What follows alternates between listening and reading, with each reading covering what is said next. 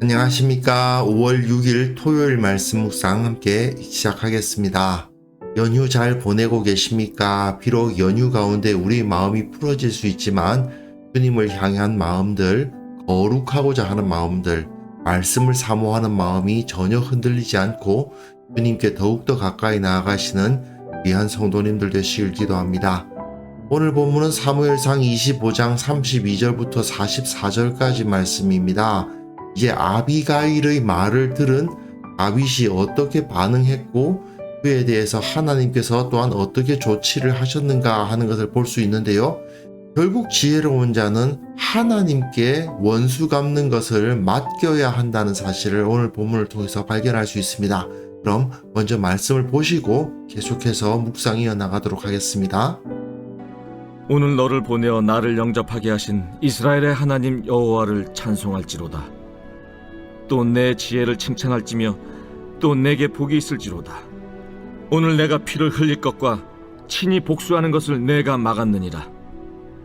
나를 막아 너를 해하지 않게 하신 이스라엘의 하나님 여호와의 살아계심을 두고 맹세하노니 내가 급히 와서 나를 영접하지 아니하였더면 밝은 아침에는 과연 나발에게 한 남자도 남겨두지 아니하였으리라.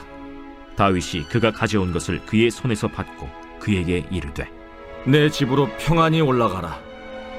내가 내 말을 듣고 내 청을 허락하노라.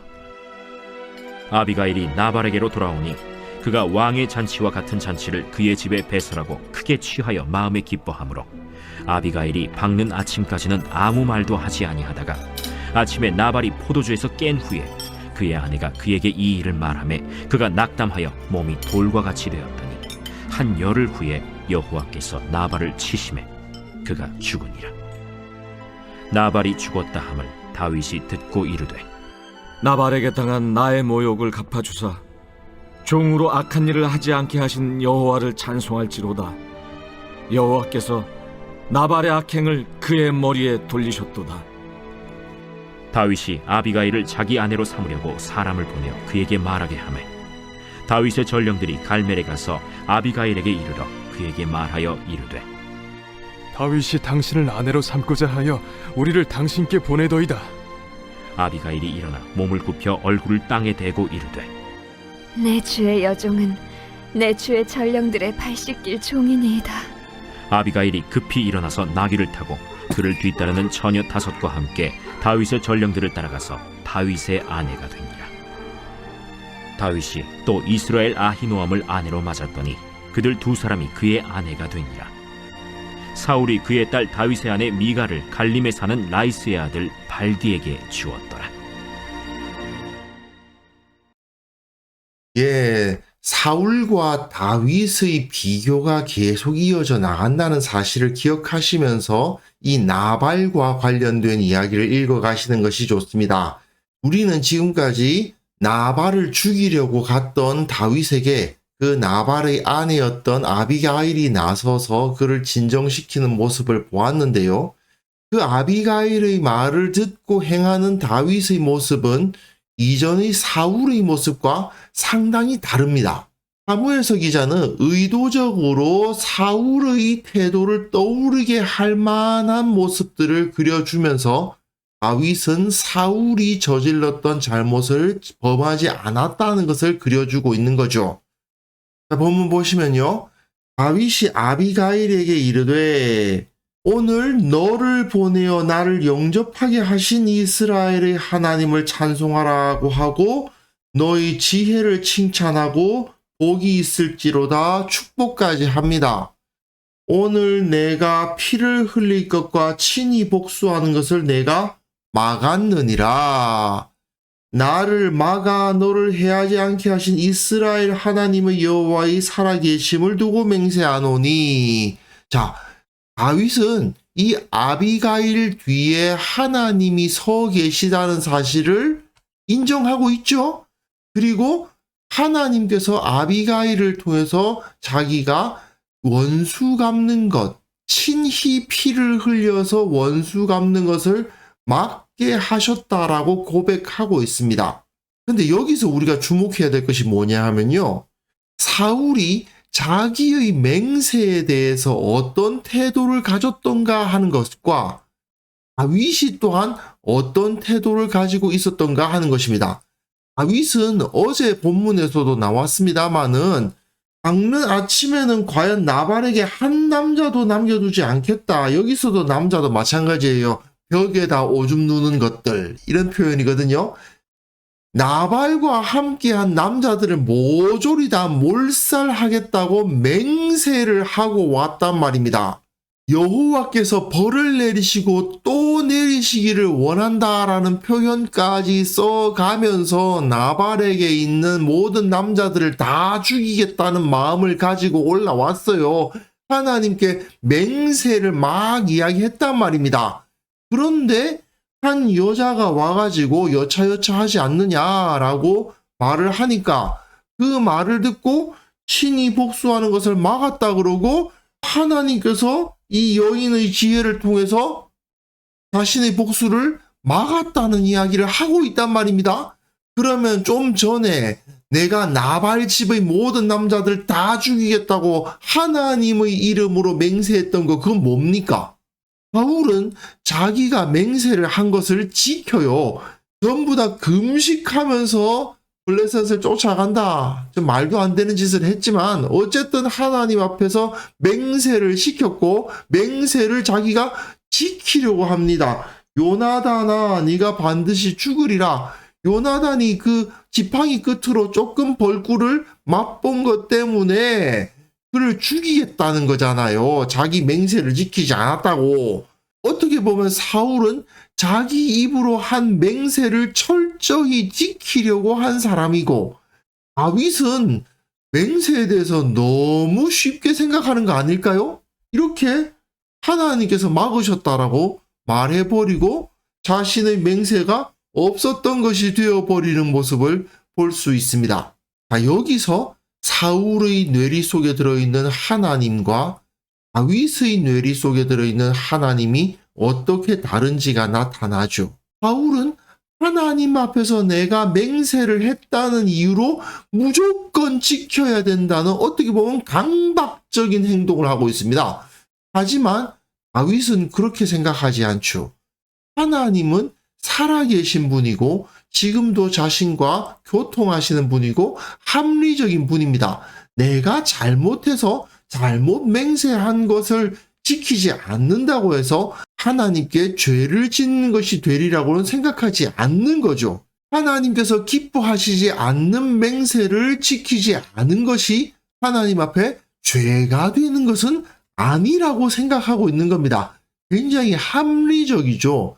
이것이야말로 종교적이지 않은 신앙의 모습이죠. 사울의 모습은 어떻게 보면 율법주의의 전형적인 모습이라고 생각하시면 되겠습니다.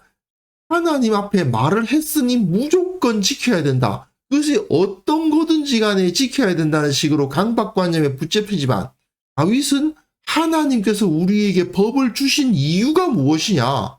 그 법을 주신 하나님의 마음에 합한 자로서 살아가잖아요. 이런 차이가 명백하게 나타나는 거죠. 이러다 보니까 사울의 경우는 주위 사람들이 무슨 말을 해도 듣질 않습니다. 하지만 다윗은 이렇게 자기에게 올바른 말로 간하는 사람이 있으면 그의 말을 듣죠. 이게 바로 올바른 왕과 거짓된 왕을 가르는 상당히 중요한 기준이 되는 것이죠. 다윗은 이제 나발을 치지 않습니다. 하지만 나발의 행동이 정당했느냐? 아닙니다. 나발은 분명히 악인이었어요. 하나님의 진노를 사기에 마땅한 자였습니다. 자기 아내 아비가일이 다윗을 만나는 동안에 나발은 자기 집에서 왕의 잔치와 같은 잔치를 배설하고 있어요. 그가 그렇게 거부가 될 수 있었던 이유는 사실은 광야에서 다윗과 그 다윗의 부하들이 그의 재산을 지켜줬기 때문인데 그 다윗에게 자신의 재물을 조금 나눠주는 것조차 싫어하고는 그 가운데에서 이렇게 방탕한 삶을 살고 있었던 겁니다.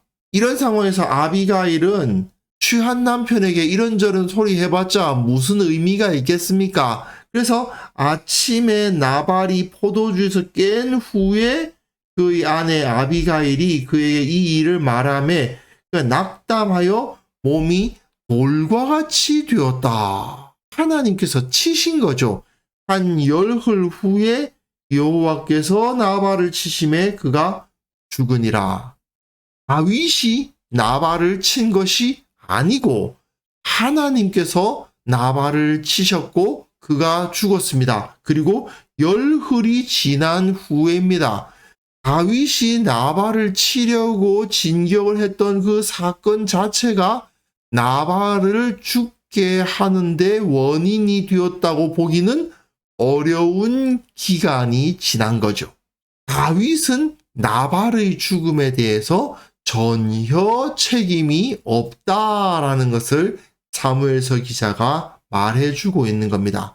이걸 통해서 사무엘서 기자는 악하고 어리석은 나발과 같은 자는 하나님의 섭리 안에서 스스로 멸망하게 되어 있기 때문에 굳이 의인이 복수를 행하겠다고 직접 칼을 빼야 할 이유는 없다라고 가르칩니다.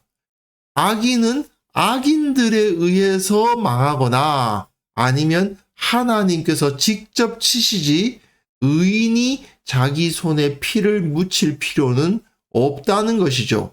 그래서 다윗은 철저하게 나발에게 은혜를 베푸는 자로서만 서게 됩니다. 지금까지 나발의 재산을 지켜주는 방비병의 역할을 해줬잖아요.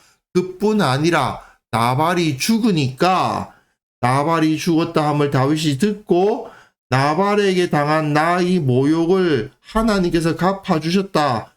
그리고 종으로 악한 일을 하지 않게 하신 여호와를 찬송할지로다.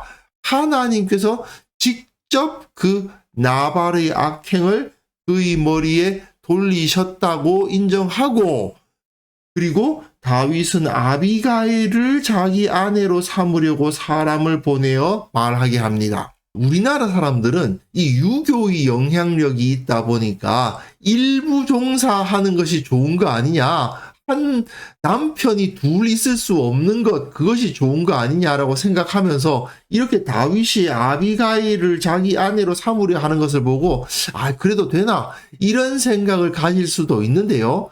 이 당시의 사람들의 입장에서 보면 사실은 다윗이 아비가일에게 그리고 넓게 보면 나발에게까지 은혜를 베풀고 있는 겁니다. 남편을 잃고 과부가 된 여인은 아무리 죽은 남편이 부자였다 하더라도 상시적인 위험에 노출될 수밖에 없어요. 그 집안 사람들이 과부가 된 안주인을 과연 존중할 것이냐? 이거 심각한 문제거든요. 이들의 가치관을 따르자면 그 죽은 남편의 입장에서 말입니다.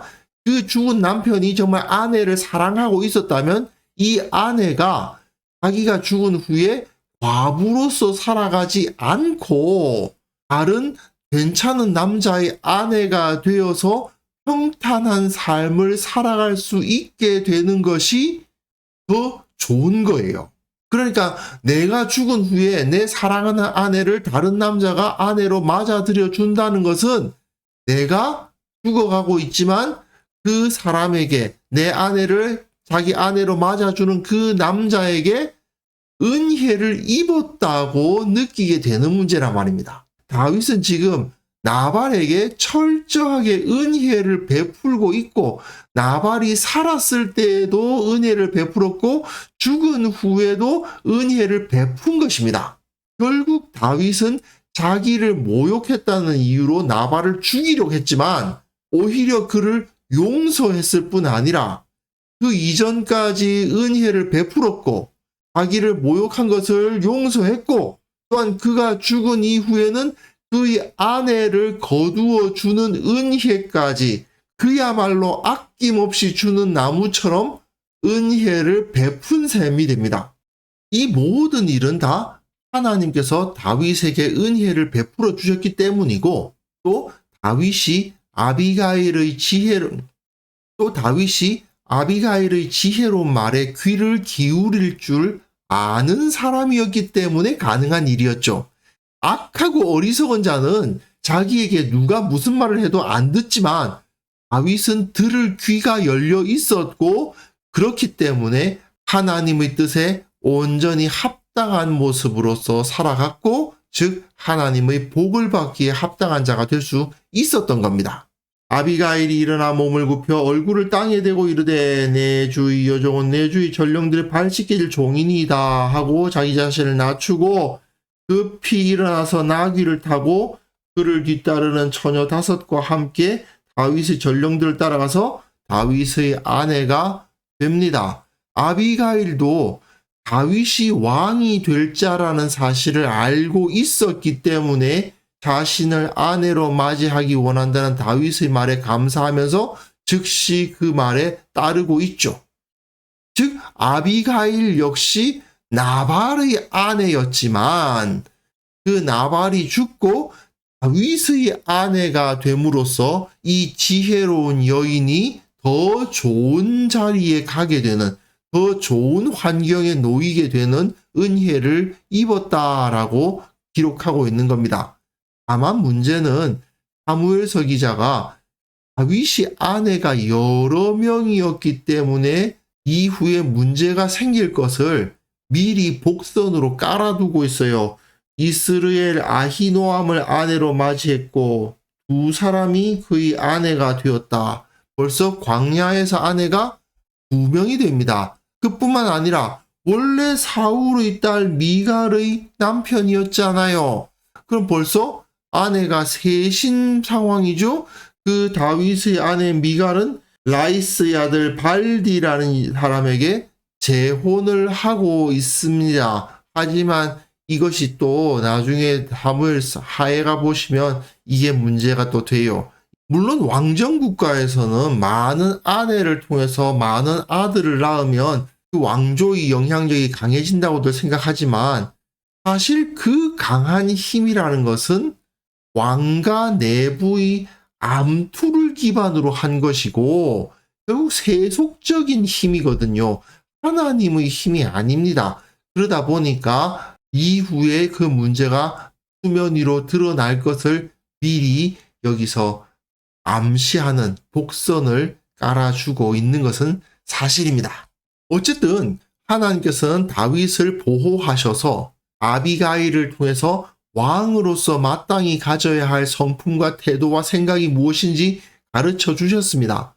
다윗은 또 그 말을 듣고 자기 생각을 수정할 수 있고 자기 감정을 누를 수 있는 자였기 때문에 하나님께서 기뻐하시는 이스라엘의 왕이 될 수 있었던 것이죠. 결국 그리스도인들은, 하나님의 백성들은 다윗처럼 하나님 나라의 권세로 세상을 다스릴 자들 아닙니까? 그렇기 때문에 다윗이 아비가일의 입을 통해서 주어진 가르침을 진지하게 듣고 되새기는 것처럼 우리도 그런 태도를 가질 줄 알아야 됩니다. 무엇보다도 인간적인 이해관계나 분노, 감정 이런 것 때문에 하나님의 사명을 감당하지 못하고 막 싸움에 휘말리는 그런 어리석은 태도를 보여서는 안 되겠죠. 내가 지금 어떤 환경에 있든지 간에 하나님께서 내게 맡겨주신 일이 무엇인지를 생각하고 거기에 집중하면서 용서할 자는 용서하고 용납할 자 용납하고 내가 참아야 될 것이 어디까지인지 생각하면서 내게 맡겨진 사명이 무엇인가를 명백하게 바라보는 것이라고 할 수 있겠습니다. 또 세상에서 여러 악인들이 보이는데 사실 악인의 자리에 우리가 서지 않기 위해서는 원수 갚는 것은 하나님께 달려 있는 것이라는 것을 믿는 믿음도 가져야 합니다. 하나님께서 악인을 직접 치시거나 아니면 다른 악인을 통해서 악인을 멸하게 하시지 지혜롭고 의로운 사람이 직접 손을 들어서 악인을 치게 하시는 경우는 그렇게 많지 않습니다. 물론 여호수아가 이끄는 이스라엘이 가나안 땅을 정복한 것은 의인을 통해서 악인을 정벌하신 것이니까 그런 경우가 없다고 말할 수는 없습니다. 하지만 대부분의 경우는 악인은 악인들에 의해서 망하고 그리고 가끔 하나님께서 직접 치십니다. 그렇기 때문에 우리는 비난하고 심판하는 자가 되려 하기보다는 용납하고 사랑하고 축복하는 자가 되려고 노력해야 됩니다. 그렇게 했을 때에 하나님께서 직접 조치를 해 주십니다. 그래서 이 시간 함께 기도하실 때에는요, 내가 예수 그리스도의 성품을 드러내게 하여 주옵소서.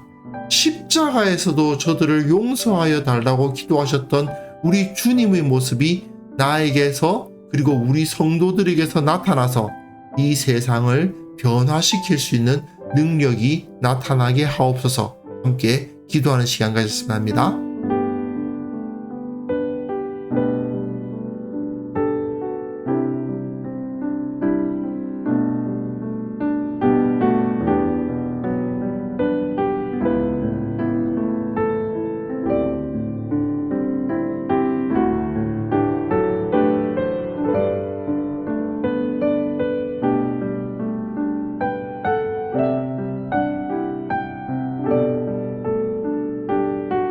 하나님 아버지, 우리가 주님의 성품을 닮아가게 하옵소서. 주님께서 끝까지 용서하시고 끝까지 축복하셨던 것처럼 우리도 이 세상 가운데에서 은혜를 베풀고 사랑하고 축복하는 삶을 살아갈 수 있도록 도와주시기를 원합니다. 이 땅의 모든 성도들이 이러한 믿음을 갖게 하시고 이 세상에서 사랑과 배려와 축복이 넘쳐서 결국 저들이 예수님을 믿는 자들은 다르다는 것을 인정하며 주님을 알고 복음을 받아들이는 그런 놀라운 역사가 일어날 수 있도록 주께서 이끌어 주시고 그것을 통해 주님께서 우리에게 부어주시는 그 복을 우리가 만끽할 수 있도록 도와주옵소서. 아버지 하나님, 연휴 가운데 있는 성도들을 축복합니다. 저들이 주님을 기억하게 하시고 내일 거룩한 주일을 기억하게 하시고 주님을 예배하기에 힘쓰는 자들이 되게 하여 주옵소서. 거룩함을 지키기 위해서 최선을 다하는 자들이 되게 하여 주시고 오직 말씀 가운데 거하려고 노력하는 자들 다 될 수 있도록 저들의 영적 자세가 해이해지지 않도록 주께서 붙들어 주시기를 원하옵고 바랍니다. 주님, 오늘 하루 주님께서 참된 안식과 기쁨을 주시고 무엇보다도 주님의 사랑과 주님의 은혜가 충만하여 우리의 입에 찬송이 가득 차고 주님을 사랑하는 마음이 넘쳐나는 하루 경험하게 하여 주옵소서. 예수님의 이름으로 기도합니다. 아멘.